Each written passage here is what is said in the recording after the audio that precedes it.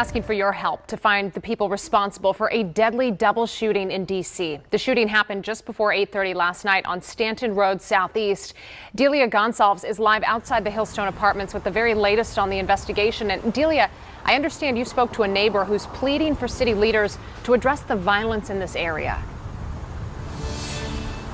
Right. Violence that she says that's been going on for far too long. We actually caught up with this neighbor who didn't want to share her name on move-in day. She is moving her family out of here. She says this complex, once known as Stanton Glen, has undergone several name and management changes, but they've never been able to clean up the crime. And now she's asking city leaders to step up.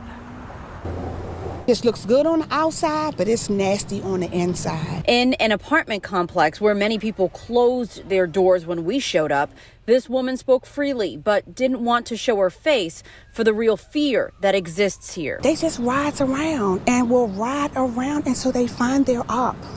And then before you know it, we got a body in the street. Too many bodies, she says. The trauma of the constant violence finally forcing her out to protect her family. One relative killed, another shot at, her youngest son suffering from PTSD and anxiety. A bullet just missed him and my other son. We were in the bedroom and shots rained out. It lasted for, I know, about 20 minutes. Just before 8:30 last night, police say someone fired shots into the Stanton Road complex, killing one man and injuring another. Our camera capturing the emotional scene where even a special police officer broke down in tears. The guy name is Vontae.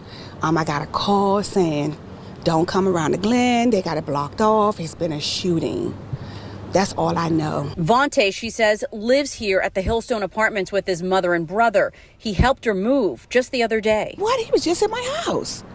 You know, and now he's dead. Shows you again that life is not promised. Shows you again they just take life like they take money from you. You know, they don't value life any longer. When they beefing, they beefing. And it's just unfair to the ones who's living right. Like me and my children. Here is like a prison. Let us out.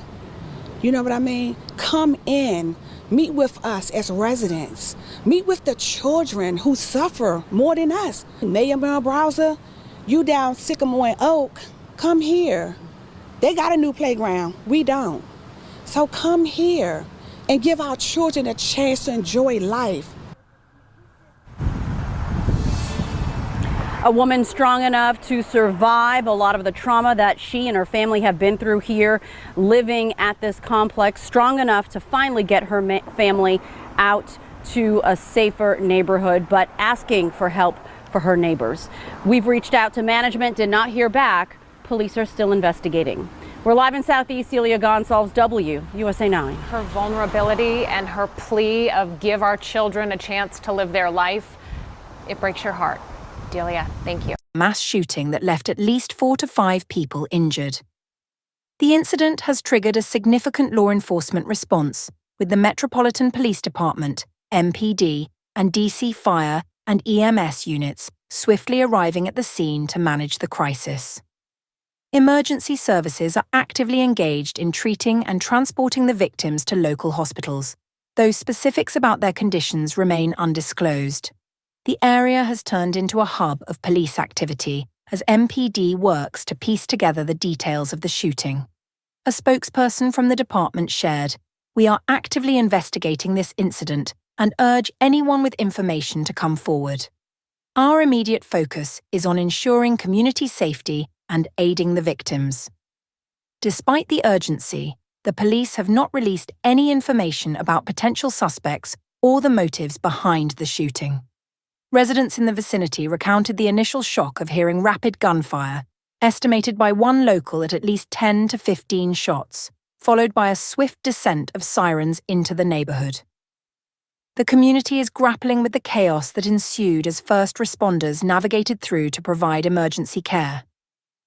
As the investigation unfolds, there's no confirmation yet on whether anyone has been apprehended in connection with the shooting. The MPD is appealing to the public for assistance, particularly for any video evidence or eyewitness accounts that could shed light on the incident. In response to the event, authorities have issued a public safety warning, advising people to steer clear of the affected area to not impede the ongoing police operations. They are also encouraging residents to stay vigilant and report any suspicious behaviour to 911 or through the anonymous tip line provided by the department. This situation remains fluid, and as further developments occur, additional information will be shared.